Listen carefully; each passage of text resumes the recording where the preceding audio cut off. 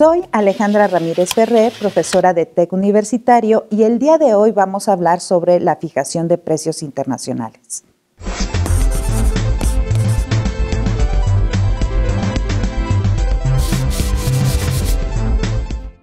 Bueno, el día de hoy vamos a ver cómo se establecen los precios en los mercados internacionales. A ver, el precio de un producto no es el mismo en general cuando se ofrece en un mercado nacional que en uno internacional. ¿Por qué? A ver, ¿quién me puede decir por qué o qué influye? Las condiciones del país. Las condiciones del país al que se va a exportar. A exportar, ¿qué más? A lo mejor los impuestos que uno paga al momento de pasar el producto a cierta región. ¿Esos impuestos cómo los conocemos? No. Aranceles. Acuérdense que son aranceles, o sea, los aranceles que se deben de pagar por que pase una mercancía a cierto país. Ok, ¿qué más?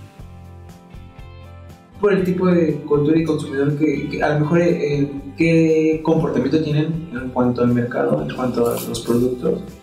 Una es el comportamiento del consumidor, pero algo también muy importante es el poder adquisitivo. Y otra cosa también que debemos de resaltar es la percepción que tiene cada consumidor en cuanto a precio y calidad. Nosotros sabemos que en general un producto de mayor precio supone, lo podemos poner entre comillas, ¿qué supone? Mayor calidad. Mayor calidad. Entonces nosotros así lo percibimos, pero puede haber culturas en que no se perciba de la misma forma. Entonces tenemos que establecer esa relación que existe entre el precio y la calidad. Ahora, existen diferentes estrategias para fijar el precio. ¿Cuáles son estas estrategias? Dependiendo de nuestro producto es cómo vamos a fijar el precio. Si es producto de lanzamiento o si es un producto sustituto. A ver, vamos a hablar, por ejemplo, la primera estrategia es el precio desnatado. ¿En qué consiste esto del precio o la estrategia del precio desnatado? Que el precio es alto porque es un producto nuevo en el mercado, para que el cliente vea, o sea, sus beneficios y todo eso, pero tiene el precio alto, no como se podría decir que se va a mantener el precio en el mercado. ¿Cuál es la función? Efectivamente, se manejan precios altos, de que se integre al mercado un producto con un precio alto. ¿Qué es lo que está buscando la empresa en esta estrategia? Estatus. Aquí lo que buscamos es precisamente que aquellas personas que tienen el poder adquisitivo para comprar el artículo y que están interesados en el artículo, lo compren. Conforme va pasando el tiempo, ¿qué va a pasar con el precio del producto? Se va disminuyendo. ¿Por qué? ¿Qué es lo que busco en ese momento? Que me conozca, una penetración que me conozca, que a lo mejor el consumidor me tenga en su mente. A ver, cuando ya bajamos el precio del producto, lo que hacemos es, ya cubrimos el segmento más alto y entonces ahora sí voy a cubrir otros segmentos. Pero puede ser que la empresa saque otro producto nuevo que vaya dirigido al mismo sector alto y entonces el antiguo o el anterior de la línea del producto va hacia un segmento más para el consumidor más bajo y cubre todo el mercado. Exactamente. Ahora, existe otra estrategia que son los precios de penetración. ¿En qué consiste esta estrategia de precios de penetración? Que se ofrece un producto con un precio bajo. ¿Para qué? Con un precio bajo, con el fin de ganar un buen nivel de ventas. Y obviamente, aunque el precio es bajo, ¿cómo obtiene la empresa ganancias? ¿Cuando vende qué? Por cantidad. Ok, estamos sacrificando el precio, pero las utilidades de la empresa se van a generar en el momento en que yo puedo vender en volumen. ¿Ok? El otro es los precios de prestigio, o la otra estrategia es precios de prestigio. ¿En qué consiste esto de precios de prestigio? Que tienen un precio alto conforme al estatus al que va dirigido. Exactamente. En este caso, lo que se busca es atraer a aquellos consumidores que están buscando tener cierto estatus o identificación dentro de un grupo social. Aquí, obviamente, a diferencia del desnatado, no se busca bajar el precio. O sea, se busca mantenerlo durante ciertos periodos. Obviamente, dependiendo del ciclo de vida del producto, va a tender a bajar, pero se busca mantenerlo lo más posible en ese precio de prestigio. ¿Ok? La siguiente estrategia es el precio basado en la competencia. ¿En qué consiste ese del precio basado en la competencia, señor? Pues cuando tú estás viendo que tu competidor directo le está funcionando la manera de venderse o de establecer sus precios, pues lo imitas. Y puede o no que resulte. Ok. Esta estrategia basada en la competencia busca mantener el precio del producto de acuerdo a los estándares o los márgenes que se manejan en el mercado de productos similares al de nosotros. Y la otra estrategia son los precios para cartera de productos. ¿En qué consiste esto de precios para cartera de productos? Son como precios de productos complementarios, ¿no? Por ejemplo, la impresora, las tintas. El cartucho, la tinta, se le da un precio de acuerdo a su utilidad. No se puede vender más caro que la impresora, ya que el producto como tal, su función es menos que el producto mayor o viceversa. Ok. ¿Y los precios por zona geográfica en qué consisten? En el estudio que se hace de acuerdo a la zona donde vive nuestro mercado. Y algo muy importante aquí, y eso es lo que nos afecta a nosotros en establecer los precios internacionales. Geográficamente, entre más lejano está de la fábrica o de la empresa, ¿qué va a pasar con los precios? Aumentan porque tengo que llevar a cabo transportes, porque tengo que llevar a cabo embalajes especiales o porque tengo que pagar el acarreo de las mercancías, etcétera, etcétera. Tengo que pagar mayor cantidad en transporte terrestre y por lo tanto en gasolina. Entonces, este precio por zona geográfica influye mucho en dónde está mi consumidor y los costos tanto directos e indirectos de la transportación. ¿Ok? Ahora, también podemos hablar que hay factores internos y externos que pueden afectar el establecer los precios de los productos en el mercado. Obviamente los factores internos tienen que ver con los factores que influyen hacia adentro de la empresa. Y los factores externos tienen que ver con los factores que no puede controlar la empresa y que son factores externos o ambientales. A ver, ¿qué tipo de factores internos, es decir, que maneja la empresa, puede afectar el establecimiento de los precios?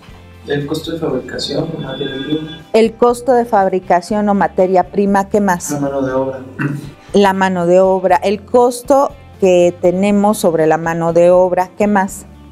Procesos. Los procesos productivos, eso es muy importante. ¿Por qué? Acuérdense que dependiendo del volumen, muchas veces también puede afectar el precio del producto. ¿Qué más? Los costos fijos de la empresa. Esa es otra. También, por ejemplo, la filosofía de las empresas. Podemos tener empresas que realmente busquen tener un estatus dentro del mercado y entonces su filosofía es ser de precios altos, obviamente para lograr a ciertos consumidores. O también al contrario, tenemos empresas que pueden buscar manejar precios bajos para estar en otro sector. Ahora, esos serían los factores internos. Dentro de los factores externos, ¿cuáles podemos tener? La competencia. Una es la competencia, obviamente. ¿Cuál? Las finanzas. La economía de los países donde vamos a exportar? El poder adquisitivo, y en el poder adquisitivo tenemos la devaluación, el tipo de cambio de la moneda, la inflación, los impuestos. ¿Qué otra cosa?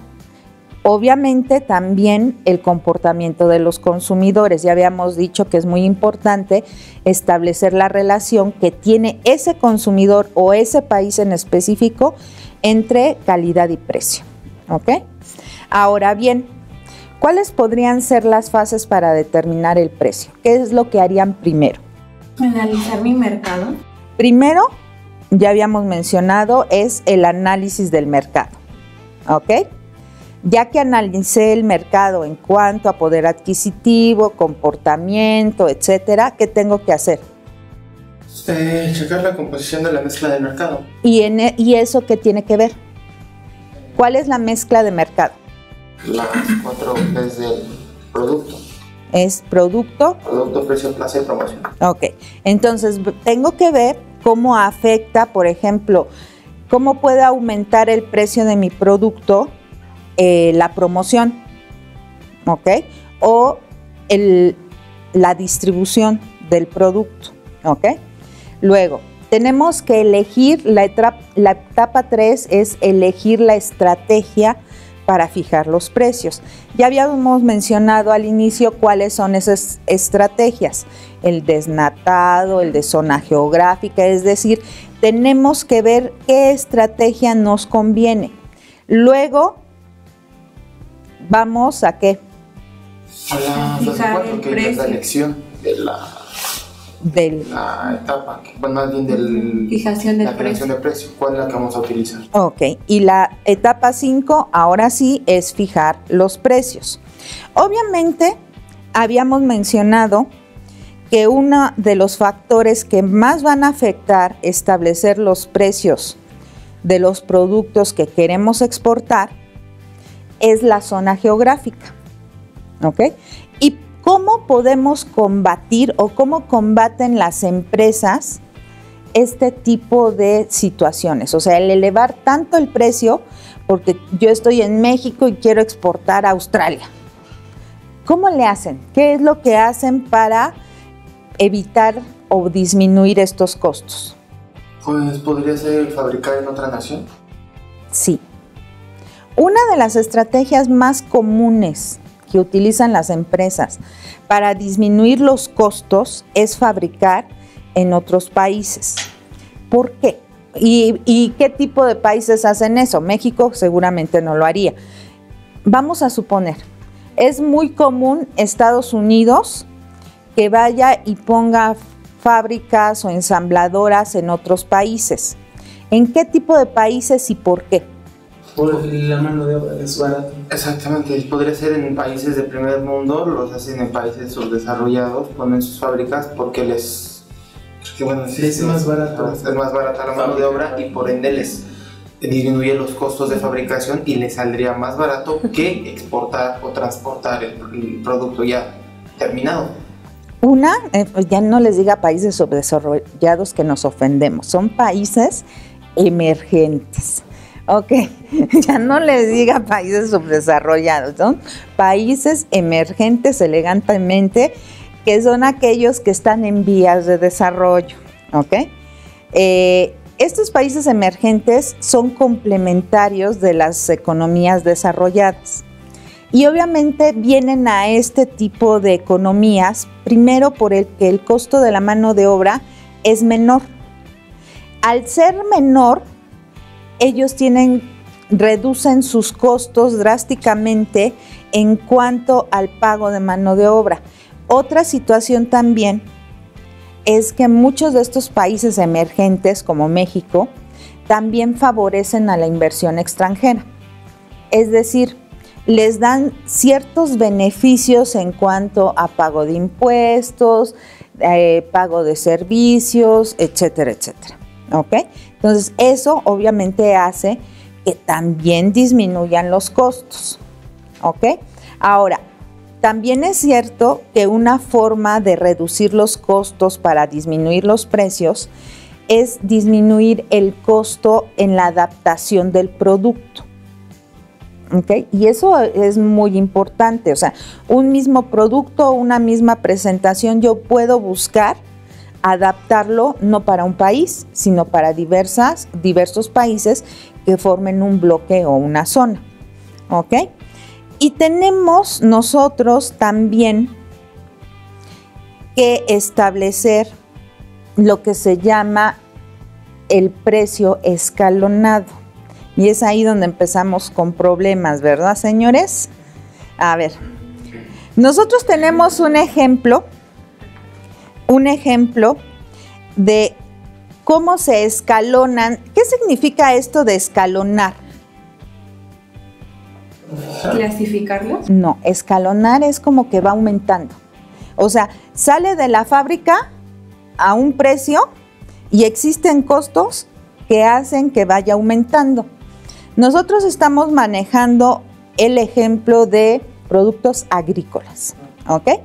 Miren, nosotros tenemos la siguiente tabla. Saquen su tablita para que vayan observando. Fíjense, en la primera columna tenemos el rubro. ¿A qué nos referimos con el rubro?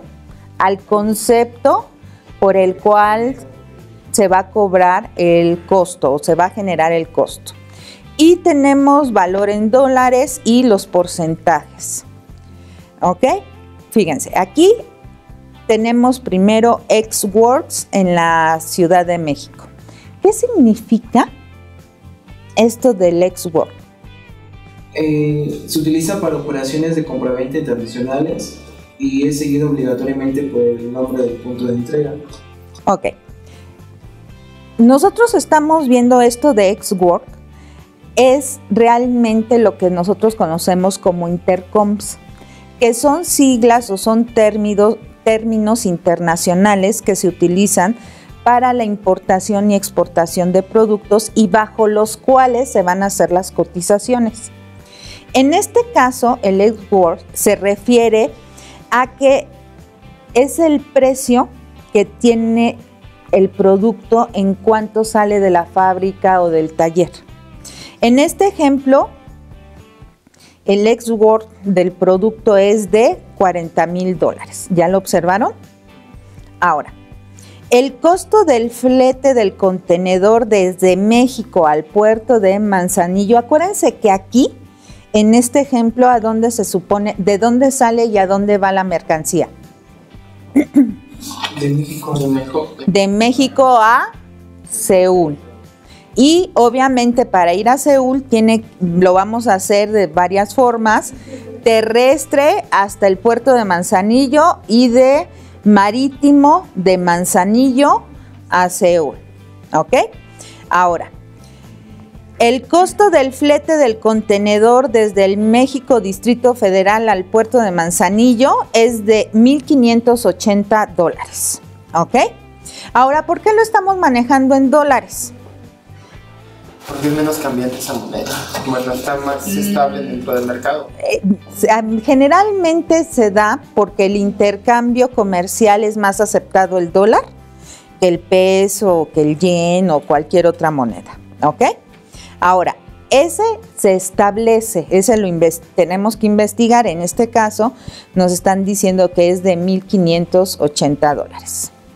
Luego, los cargos por manejo de terminal, que son de $450. Ahora, el flete marítimo para un contenedor de 20 pies, esto es ya dentro del barco, cuánto me cobran porque vaya la mercancía, es de $3,325. Ahora, tenemos el factor de ajuste monetario, el 40% del flete marítimo. ¿Cómo calculamos el factor de ajuste monetario del flete marítimo? ¿Qué tendríamos que hacer? Miren, arriba dice flete marítimo. Entonces tenemos que calcular de esos 3,325 el 40%. ¿Cómo lo hacemos?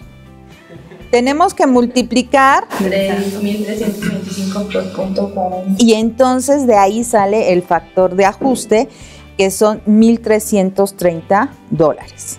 Ahora, el seguro del valor del CIF. ¿Qué es el CIF? Significa que la empresa vendedora entrega la mercancía por el bloque o proporciona la mercancía si ya entrega. Y se tienen tanto obligaciones del vendedor como el comprador.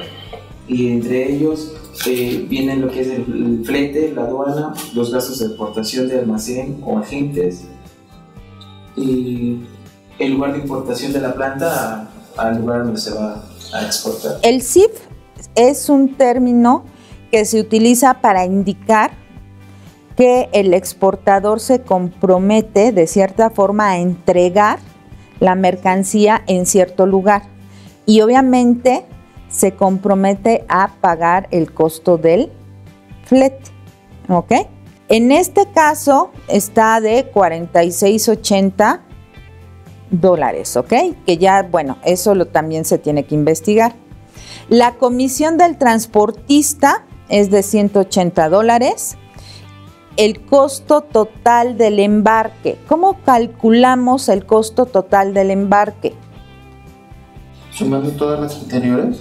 Se suman todas las anteriores, es decir, se suma el costo del flete del contenedor, el cargo por manejo de terminal, que son $450, el flete marítimo de $3,325, el factor de ajuste de $1,330, el seguro de $46.80 y la comisión del transportista. Si se fijan, no estamos sumando el ex-work todavía, ¿ok? ¿Por qué? Porque este es solamente el costo del embarque. Es decir, cuando llega, pactamos que yo te lo voy a mandar del puerto de Manzanillo, es decir, lo que cuesta enviarlo por barco desde mi fábrica hasta el puerto. Ahora, el valor del CIF, pero ya ¿en dónde? En Seúl. En este caso me están informando que es de $46,911.80, ¿ok? Y después también tenemos que pagar un impuesto, el impuesto del 4% del CIF. Obviamente, ¿cómo calculamos esa cantidad? Sacando el porcentaje del total que te dio la suma de el ex-works de la Ciudad de México y el valor total del CIF en Seúl. Exacto. Sacando el 4%. Ok, fíjense.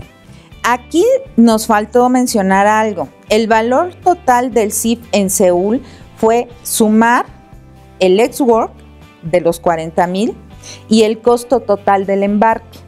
De esta forma ya tenemos 46,911.80. ¿Hasta aquí vamos bien? Ok. Ahora, tenemos que sumar el impuesto del 4%, que en este caso calculamos multiplicando los 46,911.80 por 0.04 y entonces son 1,876.47. ¿Ok?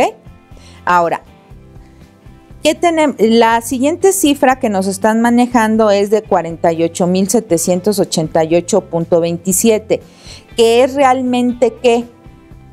Es la suma de lo que es el valor total de CIF en Seúl más el IVA. Más el IVA, exactamente. Ahora, se supone en este ejemplo que tenemos dos intermediarios, el distribuidor y el vendedor. Del distribuidor se le va a otorgar un margen de ganancia de ¿cuánto? Del 12%. Y obviamente del 12% sobre qué cantidad. Sobre los 48,788. Y entonces su ganancia va a ser de 5,854.59. ¿Hasta ahí vamos bien? Sí. Ahora, tenemos entonces que el valor total hasta este momento de la mercancía que salió costando ¿cuánto? $40,000. 40,000 ya es superior. ¿Por qué? Porque le tengo que sumar lo que me dio del valor total del CIF en Seúl, más el impuesto que ya habíamos mencionado que eran 48,788.27, más el margen de ganancia del 12%. Esto quiere decir que hasta este momento la mercancía que salió costando 40,000 ya vale ¿cuánto? 54,642.86. Ya ahorita en Seúl ya vale 54,642.86. Esto significa, acuérdense que habíamos dicho que teníamos dos intermediarios, el distribuidor y el vendedor. El margen de ganancia que se le da al vendedor es del 30%. ¿El 30% de qué cantidad? Los 54,642. Exactamente, del costo total de 54,642. Ahora sí, ¿cuál es el precio total después de todo el embarque? De todas las comisiones tanto de distribuidor y de vendedor. 71,035.71. Exacto. Esto quiere decir, en términos generales, si nosotros calculamos el porcentaje, quiere decir que pasó de 40,000 a 71,035.72 y esto significa que el valor subió el 77.59 o 60%. Unas tres cuartas partes del valor de que salió de la empresa aumentó 3/4 partes del valor al momento en que ya va a salir al mercado. Entonces, este es un ejemplo de precios escalonados. Esto significa entonces que nosotros debemos de considerar todos estos factores. Es cierto que la percepción del consumidor entre precio y calidad es importante, que el poder adquisitivo también es importante, pero hay efectos de costes, sobre todo de costes de traslado, que también debemos considerar. Ahora, si se fijan en este ejemplo, no estamos considerando los precios de promoción. Vamos a suponer que eso es una función del vendedor, pero si no es así, todavía a eso le tenemos que incluir los precios de promoción. ¿Ok? Ahora, obviamente ya vimos cómo se pueden escalonar o van aumentando los precios. Pero ¿cómo nos pagan? Porque al final nosotros buscamos que nos paguen. Ahora, el problema real es que la empresa pierde el control desde el momento en que sale de la empresa. Entonces, en ese momento, ¿cómo le hago para garantizar que quien va a recibir la mercancía en el otro país me pague? Existen básicamente 3 formas. A ver, vamos a hablar de la más sencilla, la cuenta abierta, porque ¿en qué consiste esto? A ver, díganme. ¿Con la cuenta abierta? La cuenta abierta. Pues que no hay una garantía de pago, no se solicita, el vendedor no le solicita al comprador una garantía de pago, sino es más bien por la relación que ya tienen. Sí. ¿Por qué les digo que es complicada? O sea, es sencilla porque no hay papeleo, etcétera, etcétera. Porque aquí se vale más de la confianza que existe ya con quién. Con el comprador, es decir, el que me va a comprar mi mercancía. Ok, carta de crédito. ¿Quién me puede decir en qué consiste la carta de crédito? Se hacen por medios de bancos o pagarés, ¿no? Para, bueno, no justificar, para amarrar o garantizar el pago de mi mercancía. Mire, esta consiste, hay un intermediario entre el que compra y el que vende, que generalmente son instituciones bancarias. Estas instituciones bancarias se comprometen ante el vendedor hasta cierta cantidad de pagar el producto. Obviamente, ¿qué pasa con el comprador? El comprador solicita un crédito y ese crédito llega a un límite. Entonces el banco es el que pone la cara ante el comprador y le dice, bueno, yo te voy a pagar en nombre de, ¿ok? ¿Cuál es el siguiente? Pago por adelantado. ¿En qué consiste el pago por adelantado? Te dan un anticipo de la compra pactada para la entrega de mercancías. Ahora, no nada más el anticipo, muchas veces se exige la totalidad, ¿ok? ¿Por qué? Porque al final, desde el momento en que salen de mi empresa, en ese momento la empresa pierde el control. Ahora, ¿alguna duda o pregunta con las formas de pago? ¿No? Ahora, también podemos hablar de una situación que es éticamente incorrecta en el manejo de los precios y es lo que se llama dumping. ¿En qué consiste el dumping? En realizar exportaciones de algún producto a precios por debajo de su valor normal y que estas exportaciones le causan deterioro a la industria del país importador. ¿Por qué? Incrementa su participación en el mercado al cual están vendiendo. Ok. Entonces, hay empresas dispuestas, inclusive en casos extremos de dumping, de perder dinero bajando el precio y ni siquiera logrando los costos de producción. Sí, sí hay. Sí, muchas veces creo que serían las más comunes, las de tecnología, ¿no? Sí. Lo que quieren es penetrar otro mercado y pues, al principio le pierden, pero ya después van a empezar a incrementar sus costos. Ahora, esto no es ético. ¿Por qué? Porque afecta la industria interna o nacional. Ahora, también es cierto que puede haber empresas que manejen precios bajos, pero no por dumping, sino por subsidio. ¿En qué consiste el subsidio? Como un pago. ¿De quién? Como un impuesto. A ver, nosotros, esto les voy, es más claro. Nosotros tenemos subsidiados en México muchos productos. Cuando ustedes compran 1 kilo de tortillas, no están comprando el costo del valor real del producto. ¿Por qué? Cuando el señor de la tortillería agarra y compra su maicito y paga, no sé, 10 pesos o 7 pesos el kilo, no está pagando el valor de mercado, porque ese producto a lo mejor cuesta 15 pesos el kilo, pero él pagó 7. ¿Quién paga el restante? Es decir, los otros 8. El gobierno. El gobierno subsidia eso, ese porcentaje. A lo mejor el gobierno lo compra en 15 pesos y lo está vendiendo en 8. ¿Ok? Entonces, ese porcentaje hace que el producto baje de precio.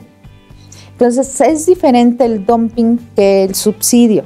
Son elementos que sí pueden afectar el precio de exportación de un producto. ¿Alguna duda o pregunta, señores? ¿No? Bueno, con esto terminamos lo de establecer el precio para productos de exportación. ¿Dudas, preguntas? ¿No? Bueno, entonces nos vemos en la siguiente clase.